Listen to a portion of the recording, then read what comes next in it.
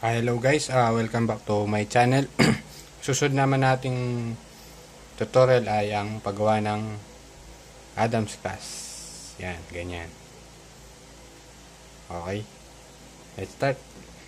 Unang-una siyempre kailangan pa rin ng bird beak, itong long nose, triple arm, pwede, tsaka marker, scalpel. Unang-una kailangan mong i-script yung mga gilid niya pag gumawa ka ng Adam's class. Pag-aralan mo rin yung cache bago ka gumawa ng Adam's class. Unang-una, ito may nakita natin, may mark yan. Ito yung lapis sa distal ng sa cache ng mga ng molar. First molar yung gagawin natin. Okay? Una itong bird beak.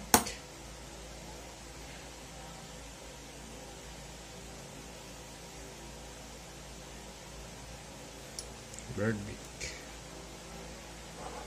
Gawa muna tayo ng mark.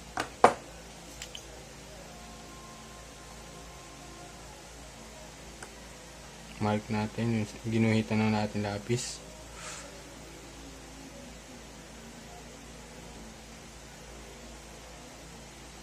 Ayan. Bend natin, baligtad natin itong flat kasi kailangan natin ng hindi naman kailangan ng 90 degree, basta nasa 85 degree.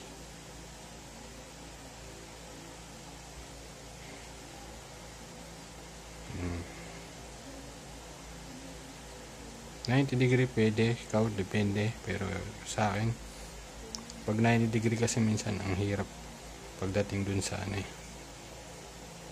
Okay, yan.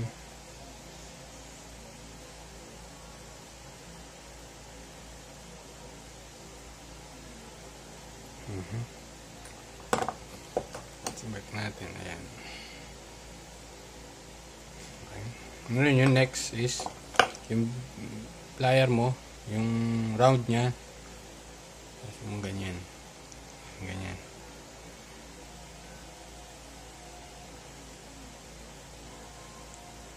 Ang mga teknisa madumi kamay. Hindi na madumi, kasi puro kalyo. Ayan, ganyan. Kita, papunta sa'yo yung bend. Para round, kailangan idiin mo ng tambon talaga. Papunta sa'yo. Bend. Hindi mo kailangang umire. Yung kabila naman. Yung kabila, sa ganun din. Ayan, ganyan.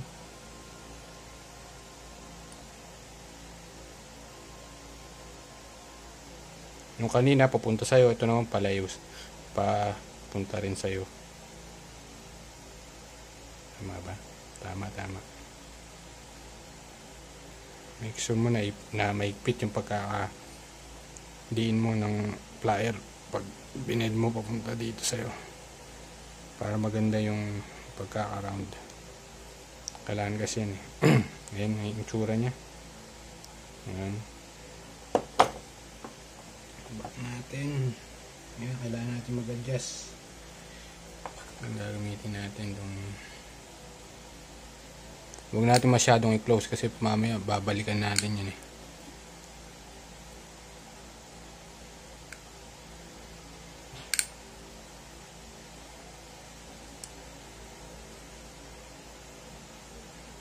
Pwede natin papunta dito. Masyadong nakabuka.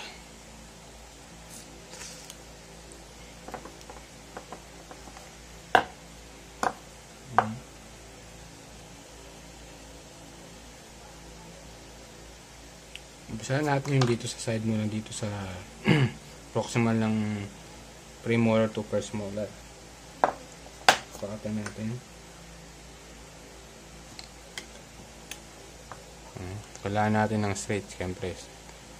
Ganyan.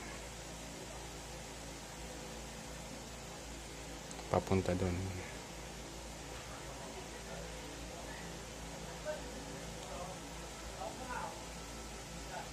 Back. Nakita nyo naman yung wire. Nakapunta dun eh. Punta ng left. Iipitin natin ng ganyan. Ayan. Balik natin sa papunta ng right side. Ayan.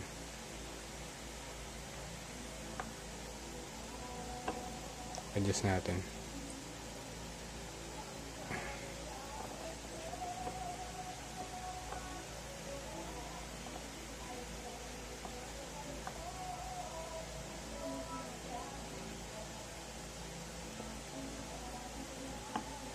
Okay.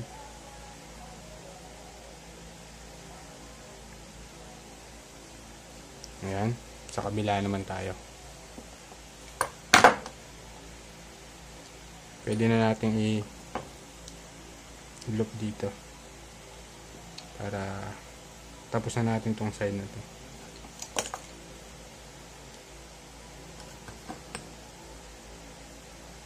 Para di kayo maguluhan, ito lang muna gamitin nyo. Isang plier, yung bird beak. Kaya maganda talaga pag bumili kayo ng plier, yung mga German Shepherd.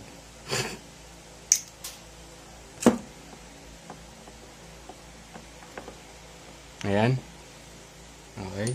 Tapos dito naman tayo sa between dito sa molar, first molar at saka second molar.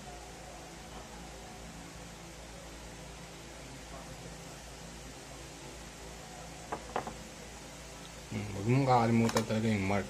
Si mark, magiging importante. Ganun din, kung anong ginawa mo dito sa kabila, ganun din gagawin mo. Yung, natin yung flat. Ito yung round, nasa loob. Yung flat, nasa palabas. Kaya natin, dalamin mo na kumain. Pag di ka pa sanay, yung technique, huwag kang gumamit ng mga kapal na wire. Kasi sasakit lang ulo mo. Baka ibato mo na yung plier, hindi ka pa nakakapoint.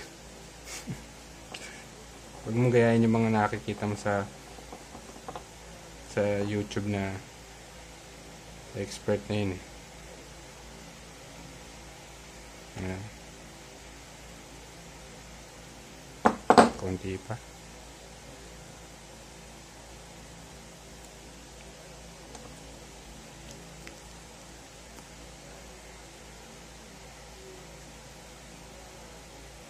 Ayan, sa papunta doon, di ba, nandun, i-adjust natin.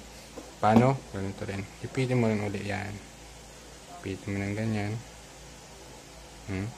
Papunta dito. Kasi nga, nandun eh. Paling. Konti-konti. Pag nagpo-practice, hindi kailangan madaliin. Kasi matagal din to. Kahit ako, matagalan din ako sa pag-practice nito eh. Bago ko nakuha. Nagkanda ano yung kamay ko.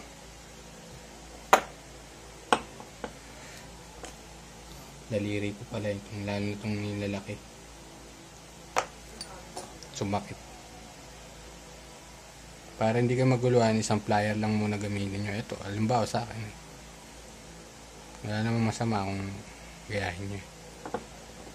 Pag magaling na kayo, gawa na kayo ng sarili yung technique. Pero ito, okay naman.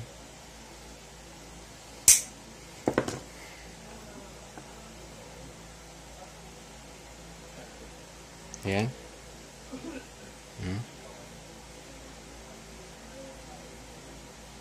Nakapatong. Hanap natin ng konti.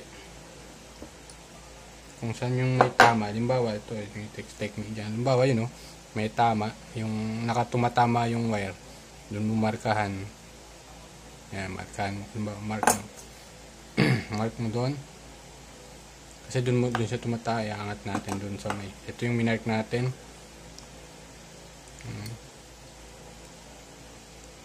Round na lang gamitin natin. Round sa labas, flat sa loob.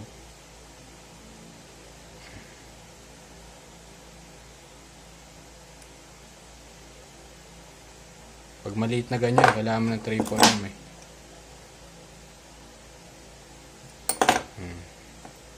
Balik natin. Ayan, oh. See? Ngayon, yung retention niya. Retention ng Adams class natin sa acrylic. Ganyan, mark mo doon. Siyempre, kung hanggang saan yung palette mo, iiwas mo yan. Kailangan mo iiwas. Pero tayo dito. Diyan. Pag-class, sa pag-bend dyan, siyempre, minsan pag-bend mo, paling eh. Kailangan, steady ka. Focus, diba?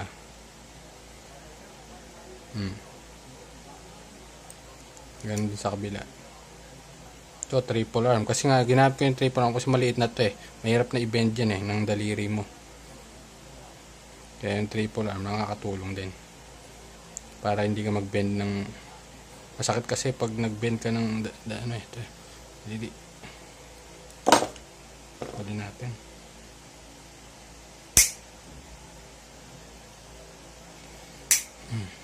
Balik natin. Wala. Ayan na yung Adams class natin, guys. Napakadali no? Pero mahirap yan pag pinapraktisan mo. Okay guys, thank you. Sa next video ko, paki-like po ang mga video ko. Kung nagustuhan nyo po, magbigay na rin po ng comment. Thank you. God bless.